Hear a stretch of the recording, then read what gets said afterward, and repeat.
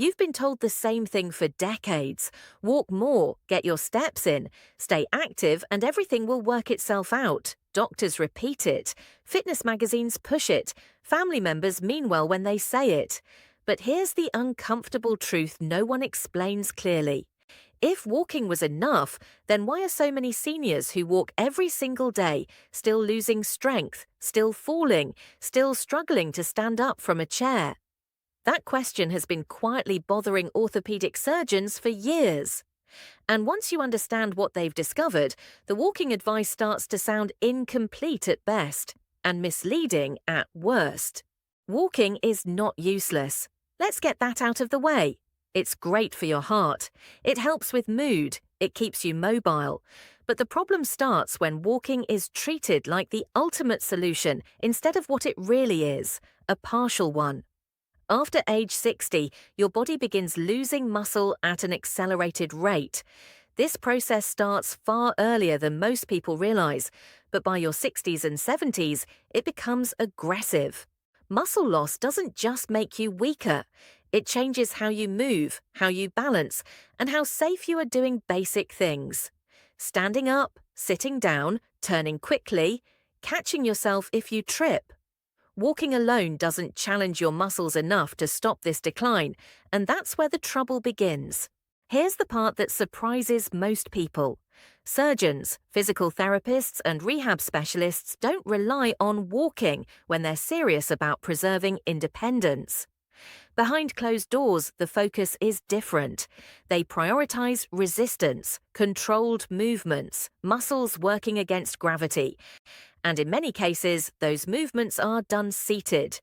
Not because standing is bad, but because seated exercises allow targeted muscle activation without stressing joints that are already vulnerable. That's why these movements show up again and again in recovery programs, fall prevention plans, and pre-surgery protocols, even though they rarely make headlines.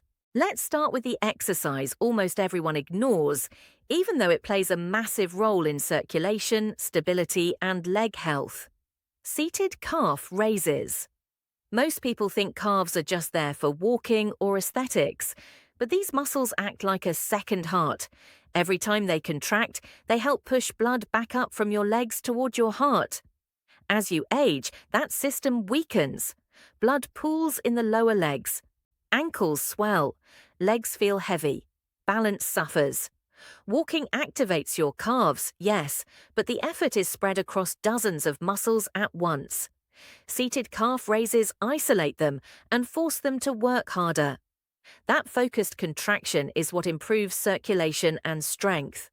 When done slowly and deliberately, this movement can noticeably change how your legs feel in a matter of weeks. And because it places no stress on hips or knees, surgeons often recommend it even to patients who can't tolerate standing exercises yet. But circulation alone isn't enough if you can't rise from a chair without effort. That brings us to a muscle group that quietly determines whether daily life feels easy or exhausting. Your quadriceps. These large muscles on the front of your thighs control knee extension. They're responsible for climbing stairs, getting out of a car, standing up from the toilet, and rising from low furniture. And they deteriorate faster than almost any other muscle group with age. Flat ground walking barely challenges them. There's no meaningful resistance, no reason for them to stay strong. Seated knee extensions change that instantly. Lifting your lower leg against gravity forces your quadriceps to engage fully. Holding the contraction at the top sends a clear signal to your body that this muscle is still needed. That signal matters. Strong quadriceps don't just make movement easier, they protect your knees by absorbing shock with every step. When surgeons talk about joint health, this muscle comes up constantly because weak quads mean more stress on aging joints. But strength alone doesn't prevent falls. How you move matters just as much, and that's where a muscle most people forget about enters the picture. Your hip flexors. These muscles lift your thigh every time you take a step. When they weaken, your gait changes. Steps get shorter, feet barely clear the ground, you start shuffling instead of stepping. That's why so many seniors trip over nothing. It's not clumsiness, it's weakness. Seated hip marches directly target this problem. By lifting your knee higher and holding it with control, you train the exact muscles that keep your feet from dragging. This movement also forces your core to stabilize your body while one leg is elevated, which quietly improves balance. Surgeons see this pattern all the time. Patients with stronger hip flexors recover faster after joint procedures and experience fewer falls long term. It's one of those exercises that looks simple but delivers serious protection. Now let's talk about posture, because strength loss doesn't just happen below the waist. As back muscles weaken, gravity starts pulling you forward, shoulders round, the upper spine curves, your head shifts ahead of your body. This hunched position isn't just uncomfortable, it compresses your lungs, making breathing harder. It shifts your center of gravity forward, increasing fall risk, and it creates chronic neck and shoulder pain. Walking does absolutely nothing to stop this. Your arms swing passively. There's no pulling, no resistance. Seated rows with a resistance band change that completely. Pulling your elbows back and squeezing your shoulder blades retrains the muscles that hold your spine upright. Over time, posture improves, breathing feels easier, pain decreases. Surgeons love this movement because strong back muscles act like support cables, keeping your spine aligned and protected.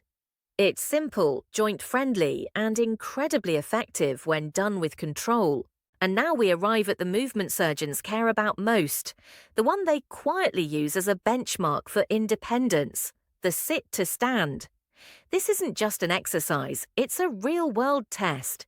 You perform this movement dozens of times every day, getting out of bed, standing from a chair, rising from the toilet, exiting a car. It requires coordination between your quadriceps, glutes, calves, core, and back. When one of those systems fails, the whole movement becomes harder. That's why researchers have found such a strong connection between this ability and long-term health outcomes. The sit-to-stand doesn't build abstract strength, it builds functional strength that immediately transfers to daily life. Even more impressive, the controlled stress of standing up and sitting down sends signals to your bones to maintain density. That's critical because bone loss makes falls far more dangerous. Surgeons now prescribe this movement not just for rehab, but as preventive medicine. Strong legs, strong bones, better outcomes across the board. The key is control, standing up with intention, lowering yourself slowly instead of dropping into the chair. That slow descent is where much of the strength building happens. It teaches your muscles to absorb force, the same skill you rely on when catching yourself from a stumble. Over time, this movement restores confidence. Stairs feel manageable again. Low couches stop feeling intimidating. You move through your day with less hesitation and more control. When you step back and look at the bigger picture, the message becomes clear. Walking has value, but it was never meant to carry the entire burden of healthy aging. Muscle loss, balance decline, posture changes, and bone weakening require targeted resistance. The good news is that this doesn't require a gym, expensive machines, or punishing workouts. A sturdy chair, a resistance band, 15 minutes a few times per week. That's it. These seated movements work because they respect aging joints while still challenging the muscles that matter most. Start small. Pick one exercise and master it. Let your body adapt, then add another. Over time, these movements stack together, rebuilding strength where it actually counts. Independence isn't about doing more, it's about doing what works. And once you feel the difference in how you stand, move, and balance, the old advice starts to fade into the background. Now I'm curious, which of these seated exercises surprised you the most? And have you always been told that walking was all you needed after 60? Share your thoughts in the comments. We read every single one.